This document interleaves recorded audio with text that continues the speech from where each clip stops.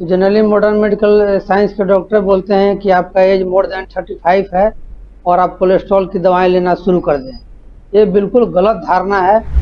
घर पर रह करके बिल्कुल कोलेस्ट्रॉल को ठीक किया जा सकता है। हम लोग देख रहे हैं कि कई सारे नामचीन हस्तियां या एक्टर हों या इस तरह से बड़े लोग हैं, उनको भी हार्ट अटैक से संबंधित समस्या बहुत देखने को मिल रही है। तो इसके लिए 100% रिस्पॉन्सिबल हमारा डाइट है।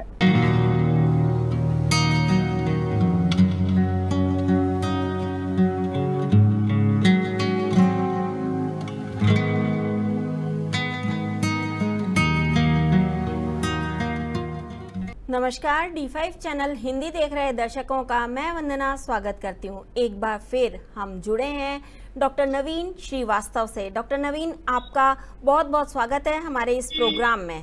आपका भी मेरी तरफ से बहुत बहुत स्वागत। डॉक्टर नवीन, आजकल अगर डॉक्टर के पास जाते हैं तो वो सीधा सीधा कई सारे टेस्ट लिख देता है और सीधा सीधा बता देता है कि आपका कोलेस्ट्रॉल बढ़ा हुआ है। तो यहाँ मैं आपसे सबसे पहले ये जानना चाहूँगी कि जब कोलेस्ट्रॉल बढ़ जाता है तो सिम्टम्स क्या होते हैं, और उसके लिए हमें ये समझना पड़ेगा कि कोलेस्ट्रॉल होता क्या है। तो इन दोनों सवालों का जवाब आप हमें दें। ये आजकल बहुत देखने को मिला है कि जब भी हम डॉक्टर के पास जाते हैं तो जनरली मॉडर्न मेडिकल साइंस के डॉक्टर बोलते हैं कि आपका एज मोर देन 35 है और आप कोलेस्ट्रॉल की दवाएं लेना शुरू कर दें। ये बिल्कुल गलत धारणा है। ऐसा किसी पेशेंट को नहीं करना चाहिए और ना ही किसी डॉक्टर को ऐसा सजेशन देना चाहिए। हमारे बॉडी का जो सेल मेम्ब्रेन होता है, हमारे बॉडी का जो सेल है, सेल का जो मेम्ब्रेन है, उसका आउटर कवरिंग कोलेस्ट्रॉल से बना होता है। जितना भी सेल है वो सारे हमारे कोलेस्ट्रॉल के कवरिंग से ढके रहते हैं। और हमारा जो कोलेस्ट्रॉल है बॉडी में हार्मोन बनाने का काम करता है, और हार्मोन स्पेशली सेक्स हार्मोन और स्ट्रेस हार्मोन। जो व्यक्ति कोलेस्ट्रॉल की दवाओं का सेवन करते हैं वो जनरली बच्चा पैदा करने लायक नहीं रहते। इस तरह से सरल भाषा में हम लोग समझे थे। कोलेस्ट्रॉल का प्रयोग जो है कोलेस्ट्रॉल हमारे ब्रेन फंक्शन को अच्छा बनाने में सहायक है और मेमोरी पावर हमारा स्ट्रॉन्ग करता है। जो कोलेस्ट्रॉल की दवाओं का सेवन करते हैं उनका मेमोरी पावर इसलिए भी वीक हो जाता है।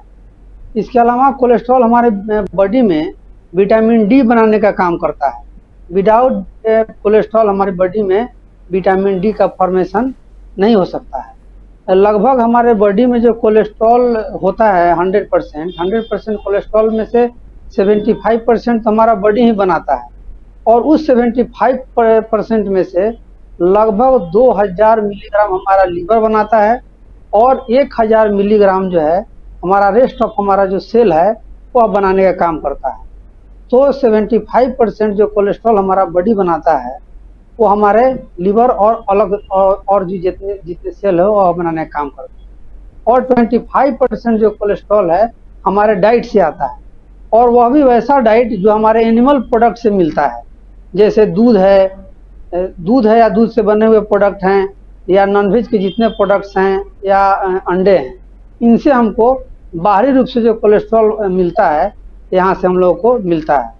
कोलेस्ट्रॉल हमारे बॉडी के लिए जो नॉर्मल रेंज में है वह बहुत ही आवश्यक है, क्योंकि विदाउट कोलेस्ट्रॉल हमारे बॉडी के बहुत सारे फंक्शन अच्छे से काम नहीं करेंगे। कोलेस्ट्रॉल का बढ़ जाना हार्ट की समस्या के लिए उत्तरदायी है। तो हमारा यदि कोलेस्ट्रॉल नॉर्मल रेंज में रहे तो बड़ा अच्छा है। इसके अलावा जब कोलेस्ट्रॉल बढ़ता है 70% से जब ऊपर हमारे बॉडी में ब्लॉकेज शुरू होता है तब हमको सिम्टम्स शो होते हैं कोलेस्ट्रॉल के नहीं, हार्ट ब्लॉकेज के। जब हमको तेज़ी से टहलने में परेशानी होती है या सीढ़ी चढ़ने में हमारा जो सांस फूलने लगता है, थोड़ा सा हम तेज़ी से चलते हैं, ब्रिस्क वॉकिंग करते हैं तो हमको सांस लेने में तकलीफ होने लगती है, या हमको लेफ्ट साइड में चेस्ट पेन होने लगता है, उस कंडीशन में, या हमको बहुत अधिक पहले से पसीना आने लगता है या बीपी बढ़ जाता है, तो ये हमारे बढ़े हुए कोलेस्ट्रॉल को शो करते हैं।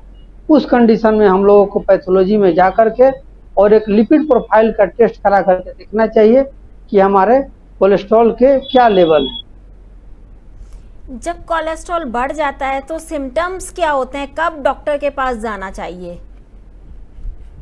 जब हमारे बॉडी के अंदर कोलेस्ट्रॉल बढ़ते हैं तो सबसे उसका जो सिम्टम शो होता है, चेस्ट में हमारे लेफ्ट साइड में पेन होने लगता है। बहुत लोगों को पेन नहीं होता है, लेकिन लगता है जैसे कि यहाँ पर कुछ भारी सा रखा हुआ है। और जब भी हम दौड़ते हैं तो थोड़े ही दूर तेजी से दौड़ने पर थोड़ी दूर सांस फूलने लगता है। या बहुत से ऐसे पेशेंट हैं जिनका कोलेस्ट्रॉल और अधिक बढ़ जाता है, तो वो तो थोड़ा ब्रिस्क वॉकिंग भी नहीं कर पाते और उनके लिए सीढ़ी चढ़ना भी मुश्किल हो जाता है। इस तरह का जब कंडीशन शो होते हैं तो हम लोग को अपना कोलेस्ट्रॉल टेस्ट करा करके देखना चाहिए। आम भाषा में कहा जाता है कि कोलेस्ट्रॉल 2 टाइप के होते हैं, गुड कोलेस्ट्रॉल और बैड कोलेस्ट्रॉल। तो इन दोनों में क्या फर्क होता है? कोलेस्ट्रॉल तो कोलेस्ट्रॉल होता है। कोलेस्ट्रॉल गुड और बैड 2 तरह के कोलेस्ट्रॉल होते हैं जो हमारे समाज में इस तरह की बातें फैली हुई। HDL हाई डेंसिटी लाइपोप्रोटीन, जिसको हम लोग गुड कोलेस्ट्रॉल बोलते हैं, ये हम लोग ऐसा समझते हैं, जनरली हम लोग सबको यही जानते हैं कि जब हाई डेंसिटी कोलेस्ट्रॉल बॉडी के अंदर बढ़ा रहता है, हाई डेंसिटी लिपोप्रोटीन जब बॉडी के अंदर नॉर्मल रेंज में रहता है, तो हमारे बॉडी के जो बैड कोलेस्ट्रॉल है उसको निकालने का काम करता है। लेकिन इसका सबसे अच्छा एग्जाम्पल है कि जिस तरह से हम लोग किसी दुकान में से सामान खरीद करके लाते हैं और वह दुकान के पास जब सामान घटता है तो फिर वह किसी स्टॉकिस्ट से खरीद करके लाता है। तो हमारा जो LDL है, LDL जिस तरह से हम लोग सामान खरीद के लाते हैं, उसी तरह से LDL हमारे लीवर से लेकर के कोलेस्ट्रॉल को हमारे बॉडी के विभिन्न ऑर्गन में या सेल तक पहुंचाने का काम करता है। और HDL जो होता है, जो दुकानदार स्टॉकिस्ट से सामान लेता है, यानी कि जो हमारे बॉडी में जितने भी टिश्यू के अंदर जो कोलेस्ट्रॉल बनते हैं उसको ले करके HDL लीवर में पहुंचाने का काम करता है। तो इसलिए हम लोग HDL को गुड कोलेस्ट्रॉल बोलते हैं, क्योंकि हमारे बॉडी के सेल से लेकर के वह लीवर में पहुंचा रहा है। और LDL को हम लोग बैड कोलेस्ट्रॉल इसलिए बोलते हैं क्योंकि यह हमारे लीवर से कोलेस्ट्रॉल लेकर के बॉडी के और सेल को, टिश्यू को देता है। लेकिन LDL भी 2 टाइप का होता है। एक SD-LDL होता है, जिसको हम लोग स्मॉल डेंसिटी लाइपोप्रोटीन के नाम से जानते हैं, स्मॉल डेंसिटी लाइपोप्रोटीन। और एक LV-LDL होता है, जिसको हम लोग LV-LDL को हम लोग जो है लार्ज ब्लॉन्ट हाई फैट, उसको हम लोग उसके नाम से हम लोग जानते हैं। तो LDL का जो SD-LDL होता है वही हानिकारक होता है, जबकि LV-LDL हानिकारक नहीं होता है। ट्राइग्लिसराइड भी बॉडी के अंदर होता है, तो ये क्या चीज होती है और ये कितना हानिकारक हो सकता है?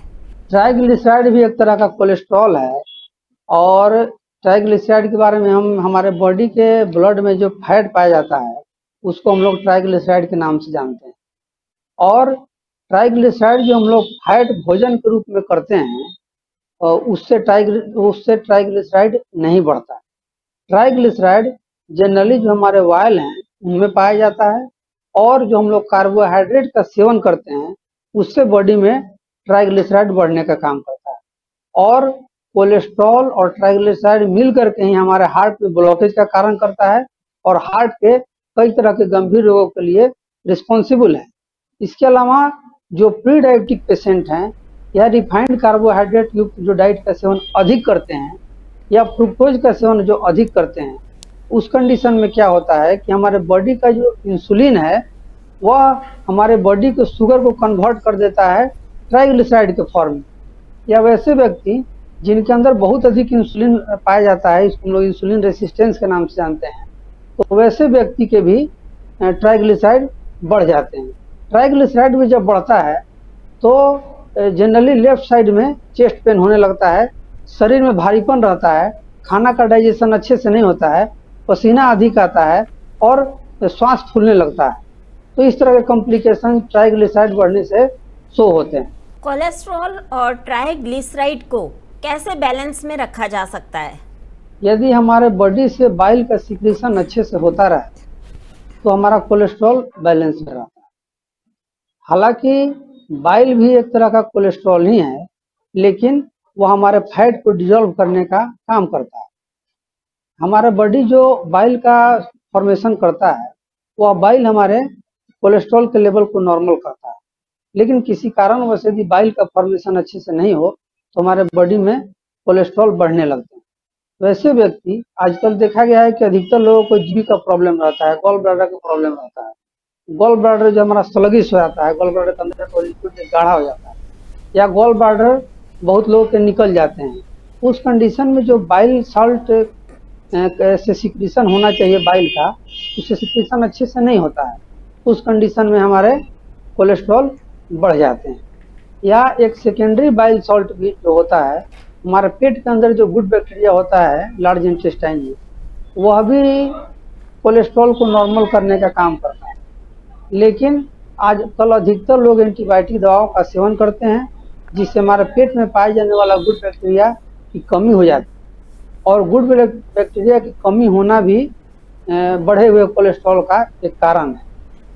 गुड बैक्टीरिया जो हमारे बॉडी के अंदर पाए जाते हैं, पेट के अंदर पाए जाते हैं, माइक्रोबायोम हम लोग बोलते हैं, उसका डाइट है फाइबर युक्त भोजन, जो रॉ सैलेड में होता है या रॉ सब्जियां हैं, फ्रूट्स हैं। उसका सेवन यदि हम लोग अच्छे से नहीं करते हैं तो माइक्रोबायोम को अच्छा फूड नहीं मिलता है। अच्छा फूड यानी कि उनका जो प्रॉपर डाइट होता है वह उनको नहीं मिलता है, तो उस कंडीशन में भी कोलेस्ट्रॉल हमारे बढ़ जाते हैं। तो सबसे पहले तो हमको फाइबर युक्त डाइट का सेवन भरपूर मात्रा में करना चाहिए, जिससे कि माइक्रोबायोम को अच्छा से भोजन मिले और वह सेकेंडरी बाइल साल्ट का फॉर्मेशन अच्छे से करे और हमारा कोलेस्ट्रॉल हमेशा नॉर्मल लेवल। इसके अलावा जो हमारे डेयरी प्रोडक्ट हैं या नॉनवेज हैं, कम मात्रा में उसका सेवन करना चाहिए। मछलियों के सेवन से जनरली कोलेस्ट्रॉल ट्राइग्लिसराइड नहीं बढ़ते, लेकिन रेड मीट है या चिकन है जिसमें ओमेगा 6 फैटी एसिड अधिक मात्रा में पाया जाता है, उसके सेवन से कोलेस्ट्रॉल बढ़ जाता है। तो हम लोगों को खान पान में डेयरी जिन व्यक्तियों को कोलेस्ट्रॉल अधिक बढ़ जाता है उनको बाहरी प्रोटीन का सेवन, डब्बा बंद प्रोटीन का सेवन नहीं करना चाहिए। नॉनवेज का कोई भी प्रोडक्ट का सेवन नहीं करना चाहिए, मछलियों का सेवन किया जा सकता है।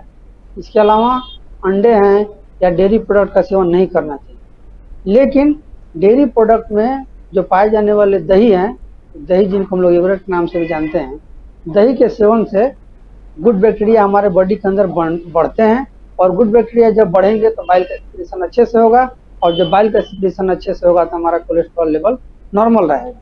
इसके अलावा हमको कार्बोहाइड्रेट युक्त डाइट का सेवन कम से कम करना चाहिए, जिससे कि हमारा कोलेस्ट्रॉल लेवल हमेशा नॉर्मल बना रहे। क्या घर पर रहकर भी कोलेस्ट्रॉल को ठीक किया जा सकता है? घर पर रह करके बिल्कुल कोलेस्ट्रॉल को ठीक किया जा सकता है। बहुत से ऐसे पेशेंट हैं जिनका ट्राइग्लिसराइड 700 या 1000 तक भी बढ़ जाते हैं, या कोलेस्ट्रॉल का लेवल भी 400-500 के आसपास बढ़ जाते हैं। तो उसको घर पर हम रह करके बिल्कुल आसानी से उसको ठीक कर, उसके लिए हम लोग कुछ डाइट का प्रोटोकॉल फॉलो करना पड़ेगा, और कुछ हमारे वातावरण में पाई जाने वाली हर्बल चीज़ें हैं जिसका सेवन यदि हम लोग करें तो बढ़े हुए कोलेस्ट्रॉल को बड़ा आसानी से हम लोग नॉर्मल कर सकते हैं। सबसे पहले कार्बोहाइड्रेट युक्त डाइट का सेवन हम लोग को कम से कम मात्रा में करना चाहिए। दूसरा है कि हम लोग को फाइबर युक्त डाइट का सेवन अधिक करना चाहिए। सुबह के समय में यदि किसी को नींबू से प्रॉब्लम नहीं होता हो तो सुबह के समय में नींबू पानी का सेवन जरूर करना चाहिए। इसके अलावा दिन के समय में दही का सेवन भोजन के रूप में जरूर करना चाहिए, और भोजन में दोनों टाइम सलाद का सेवन करना चाहिए।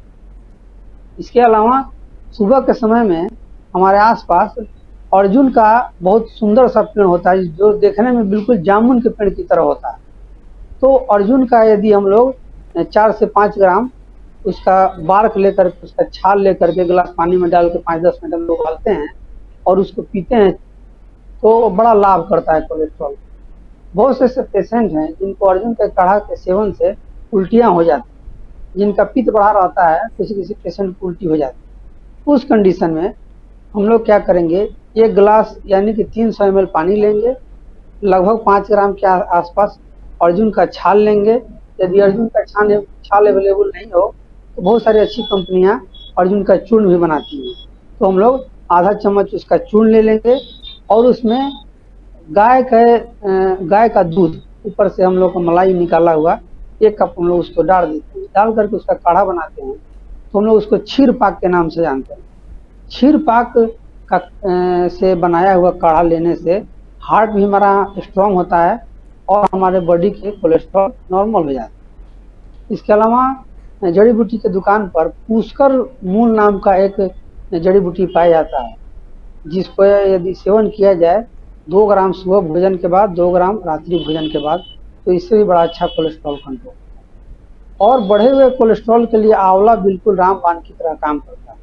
प्रतिदिन आंवले का सेवन रात्रि में जिनका कोलेस्ट्रॉल बढ़ा हुआ हो यदि सेवन करें तो बड़ा जल्दी कोलेस्ट्रॉल नॉर्मल हो जाता है। इसके अलावा त्रिफला या हरे या बहरा अलग अलग भी हम लोग सेवन कर सकते हैं, या मिक्स रूप में त्रिफला का भी सेवन करने से बढ़ा हुआ कोलेस्ट्रॉल नॉर्मल हो जाता है। लेकिन यदि हम लोग अपने डाइट को कंट्रोल रखें, बाहरी सामान या बंद सामान का सेवन नहीं करें, हाई कार्बोहाइड्रेट डाइट का सेवन नहीं करें और कुछ फिजिकल एक्टिविटी करें, तो घर पर बैठे ही कोलेस्ट्रॉल नॉर्मल हो जाता है। हम लोग के यहाँ 1000 का यदि किसी का टीजी बढ़ा हुआ है, वो भी 2 से 3 महीने में नॉर्मल हो जाता है। उनका डाइट का एक प्रोटोकॉल बना दिया जाता है। इस डाइट के प्रोटोकॉल को लेते हैं और कुछ हर्बल जड़ी बूटियों को लेते हैं, तो का कोलेस्ट्रॉल या ट्राइग्लिसराइड दोनों नॉर्मल हो जाता है। वैसे व्यक्ति जिनका ट्राइग्लिसराइड ज़्यादा हमेशा बढ़ा हुआ रहता है, उनको मेथी का सेवन जरूर करना चाहिए। यदि हम लोग आधा चम्मच 2.5 ग्राम के आसपास मेथी रात्रि को भिगो देते हैं और सुबह में नाश्ते से पहले लेते हैं, तो कितना भी बढ़ा हुआ कोलेस्ट्रॉल हो या बार बार कोलेस्ट्रॉल बढ़ने की समस्या हो, वो बड़ा जल्दी ठीक हो जाता है। अगर आम भाषा में कहें तो कौन से फल सब्जियां खाना ज़्यादा अच्छा रहता है? कोलेस्ट्रॉल बढ़े हुए कोलेस्ट्रॉल के लिए वैसे फल जिसमें विटामिन B3, जिसको नियासिन के नाम से भी जानते हैं, उसका यदि सेवन किया जाए तो बड़ा लाभ करता है। तो नियासिन हम लोगों को एलमंड में, जिसको हम लोग काबुली बादाम के नाम से जानते हैं, उसमें पाया जाता है, एवोकाडो में पाया जाता है, और वालनट जिसको हम लोग अखरोट के नाम से जानते हैं, उसमें पाया जाता है। उसको रात्रि में भिगो करके ही लेना चाहिए।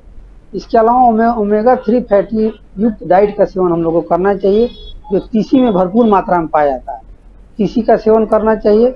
इसके अलावा फैटी फिश का सेवन करना चाहिए, और फैटी फिश ऑयल का भी सेवन हम लोग इसके लिए कर सकते हैं, वो भी बड़ा लाभ करता है। जिन व्यक्तियों को लहसुन से दिक्कत नहीं होता हो, उनको भोजन में सलाद के रूप में निश्चित रूप से प्याज, एक मीडियम साइज का एक प्याज, 1 या 2 क्लोव लहसुन की लेकर के छोटा छोटा उसको हम लोग कतर देते हैं। उसमें नींबू, काला नमक और काली मिर्च पाउडर 2-3 चुटकी डाल करके लेते हैं, तो कोलेस्ट्रॉल बड़ा जल्दी नॉर्मल हो जाता है। इसके अलावा बढ़े हुए कोलेस्ट्रॉल के पेशेंट को कच्चा नारियल का सेवन जरूर करना चाहिए। जब भी हम लोग भोजन करते हैं सुबह में या रात्रि में, तो यदि लगभग 10 ग्राम के आसपास इतना बड़ा साइज का यदि नारियल का कच्चा टुकड़ा यदि लोग अपने डाइट में ले, तो सलाद का ड्रेसिंग करके भी ले सकते हैं, अलग से भी ले सकते हैं, तो बड़ा लाभ करता है और बड़ा जल्दी से कोलेस्ट्रॉल नॉर्मल हो जाता है। क्योंकि यदि हम लोग कोलेस्ट्रॉल नहीं नॉर्मल करेंगे तो हार्ट अटैक का भी कारण बनेगा, ब्रेन स्ट्रोक का भी कारण बनेगा, और भी कई तरह के गंभीर रोग। तो हमारा नॉर्मल कोलेस्ट्रॉल का लेवल 200 तक होना चाहिए और ट्राइग्लिसराइड का लेवल 150 तक रहना चाहिए। यदि हमारा कोलेस्ट्रॉल नॉर्मल लेवल में रहे तो कभी किसी को कोई परेशानी नहीं होगी, और यदि बढ़ा हुआ भी है तो डाइट कंट्रोल करके उसको हम लोग नॉर्मल कर लेते हैं। क्योंकि बढ़ा हुआ कोलेस्ट्रॉल हार्ट के प्रॉब्लम के लिए, ब्रेन स्ट्रोक के लिए बहुत गंभीर है, और इसको हमेशा नॉर्मल रेंज में रहे, इसके लिए जो डाइट का प्रोटोकॉल बताया गया उसका सेवन किया जाए तो बड़ा जल्दी हमारा कोलेस्ट्रॉल और ट्राइग्लिसराइड नॉर्मल हो जाता है। ट्राइग्लिसराइड के पेशेंट को मेथी का सेवन जरूर करना चाहिए। ट्राइग्लिसराइड के पेशेंट यदि मेथी का सेवन करे तो कभी ट्राइग्लिसराइड उसका नहीं बढ़ेगा। आजकल आपने देखा होगा कि युवा जिनको अक्सर हार्ट अटैक, हार्ट स्ट्रोक की प्रॉब्लम हो जाती है, तो क्या उसके पीछे भी कोलेस्ट्रॉल एक वजह होती है? हाँ, अभी हम लोग देख रहे हैं कि कई सारे नामचीन हस्तियां या एक्टर हो या इस तरह से बड़े लोग हैं, उनको भी हार्ट अटैक से संबंधित समस्या बहुत देखने को मिल रही है। तो इसके लिए 100% रिस्पॉन्सिबल हमारा डाइट है। जो गलत डाइट हम लोग लेते हैं, फिजिकल एक्टिविटी नहीं करते हैं, प्रोसेस फूड का सेवन करते हैं, फ्रिज में रखी हुई चीज़ों को सुबह में बना करके रात्रि में लेते हैं, रेस्टोरेंट में हम लोग तरह तरह के जो हम लोग को भोजन नहीं करना चाहिए उस तरह के रेस्टोरेंट में जाकर के हम लोग भोजन करते हैं। तो इस तरह के चीज़ों को लेने से ही हमारा कोलेस्ट्रॉल बढ़ता है और हार्ट अटैक की संभावना बढ़ जाती है। आजकल लोगों को नशे की लत लग गई है। जो नशा ये शराब के फॉर्म में कहें, सिगरेट के फॉर्म में कहें, ड्रग्स के फॉर्म में कहें, इसको लेने से भी हार्ट अटैक की संभावना बढ़ गई है। इसके अलावा आजकल लोग को बॉडी का मसल्स बढ़ाने का बड़ा शौक चढ़ गया है। हमारे बॉडी के मसल्स ऐसे होना चाहिए, ये वैसे होना चाहिए। इसके लिए हम लोग कई तरह के स्टेरॉइड की दवाओं का सेवन करते हैं या अननेचुरल प्रोटीन की दवाओं का सेवन करते हैं और भी कई तरह के दवाओं का सेवन करते हैं जो हार्ट के अटैक के लिए बहुत रिस्पॉन्सिबल है। तो हम लोगों को हमारा हार्ट अच्छे से रहे इसके लिए हरी कच्ची सब्जियों का सलाद, फल, अच्छे डाइट, मोटे अनाज की रोटी, अर्जुन का काढ़ा, आंवले का सेवन, नींबू, भरपूर मात्रा में सलाद, हरी पत्तेदार सब्जियां, अर्जुन के काढ़े इत्यादि का सेवन हम लोग को करना ही पड़ेगा। बिना इसके सेवन के हम लोग हार्ट से संबंधित स्वस्थ रहने की कामना भी नहीं कर सकते। सुबह के समय में जितना संभव हो कम से कम आधे से 1 घंटा फिजिकल एक्टिविटी या कम से कम वॉकिंग भी तेजी से किया जाए तो भी हम लोग को लगभग जितनी आवश्यकता में नाइट्रस ऑक्साइड हम लोग की बॉडी को चाहिए जो हमारे ब्लॉकेज को ठीक करता है हम लोग को मिल जाता है। हम लोग को ब्लॉकेज नहीं होगा, हार्ट की समस्या नहीं होगी, हार्ट फेल नहीं होगा। अक्सर कहा जाता है कि जिनको हार्ट की प्रॉब्लम होती है उन्हें ज़्यादा फिजिकल एक्सरसाइज नहीं करनी चाहिए, क्या ये सही है? और अगर उन्हें योगासन प्राणायाम करना चाहिए तो कौन सा योगासन प्राणायाम उनके लिए करना उचित होगा? जिनको हार्ट से संबंधित समस्या अधिक बढ़ गई है या जिनके स्टंट लग गए हैं या बाईपास हो गया है या उस स्टेज में पहुंच गए हैं कि बाईपास करने की आवश्यकता हो, स्टंट लगाने की आवश्यकता हो, वैसे पेशेंट फिजिकल एक्टिविटी तेजी से नहीं कर पाएंगे और उनको नहीं करना चाहिए। लेकिन यदि बिल्कुल अपने हम खाने को कंट्रोल कर दें और कम से कम 15 दिन तक बिल्कुल रॉ डाइट का सेवन करें और यदि बीपी हाई रहता हो तो पैरों का गर्म स्नान करें, प्रतिदिन एनिमा यदि हम लोग लें, जिस पेशेंट का को हार्ट से संबंधित समस्या है प्रतिदिन उनको दही का सेवन कराएं सुबह में। और वैसे पेशेंट को धीरे धीरे प्राणायाम करना है। खासकर हार्ट के पेशेंट को भस्त्रिका प्राणायाम बड़ा लाभ होता है। तो इसके लिए भस्त्रिका प्राणायाम हम लोग स्लो वाला करते हैं। लंबी गहरी सांस लेते हैं,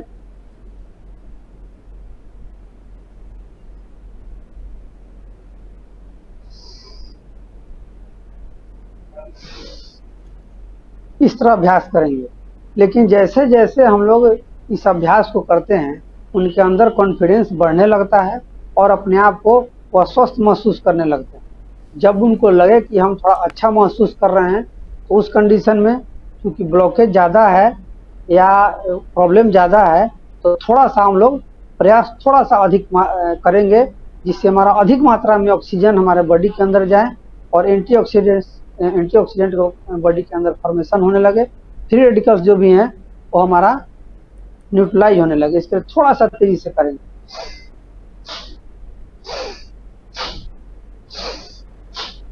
और जो स्वस्थ व्यक्ति हैं उनको कभी हार्ट से संबंधित समस्या नहीं हो, उनके लिए सबसे अच्छा है कि वह तेजी से भस्त्रिका प्राणायाम करें।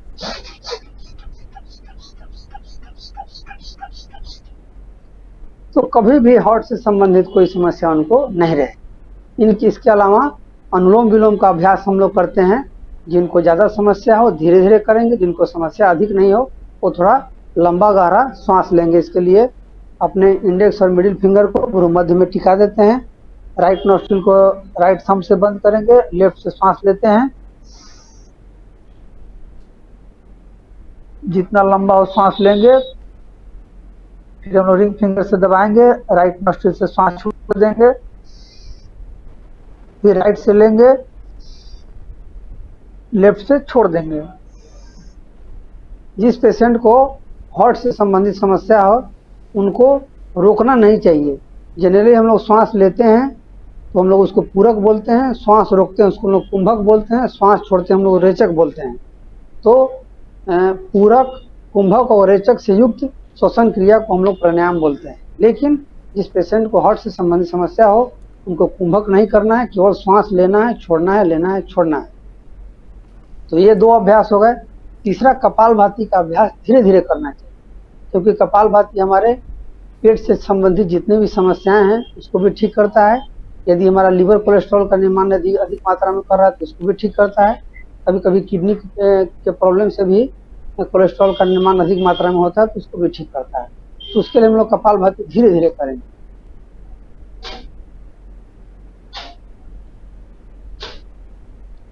और इसके अलावा हम लोग भ्रामरी प्राणायाम करें। भ्रामरी प्राणायाम के लिए सबसे सरल विधि है, ये हमारा दोनों इंडेक्स फिंगर है उसको दोनों कानों के अंदर डाल करके बंद कर देते हैं, लंबी गहरी सांस लेते हैं।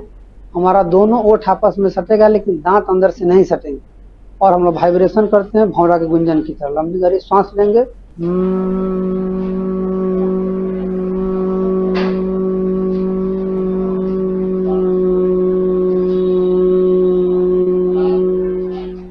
और एक अंतिम में उद्गीत प्राणायाम जिसको हम लोग ओम के उच्चारण के नाम से भी जानते हैं। ओम का उच्चारण करेंगे। ओम का उच्चारण 3 स्टेज में किया जाता है, अ, उ और म। यदि हमारे नाभि से नीचे प्रॉब्लम रहता है तो हम लोग अ का उच्चारण ज़्यादा करते हैं, नाभि से ऊपर प्रॉब्लम होता है तो उ का उच्चारण ज़्यादा करते हैं, और यदि हमारे गले से ऊपर उच्चारण होता है तो म का उच्चारण ज़्यादा करते हैं। तो हम लोग उ का उच्चारण हार्ट से संबंधित समस्या में ज़्यादा करेंगे। लंबी गहरी सांस लेंगे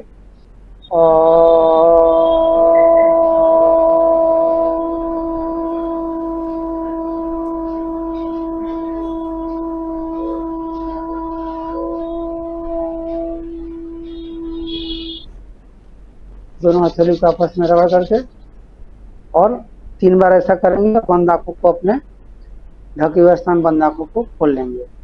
तो केवल इस अभ्यास के करने से और टहलने से और डाइट कंट्रोल करने से कैसा भी हार्ट का प्रॉब्लम हो, बढ़ा हुआ कोलेस्ट्रॉल हमारा नॉर्मल हो जाता है बहुत कम समय में। डॉक्टर नवीन, आपने हमें बेहतरीन जानकारी दी। जानकारी देने के लिए आपका बहुत बहुत धन्यवाद।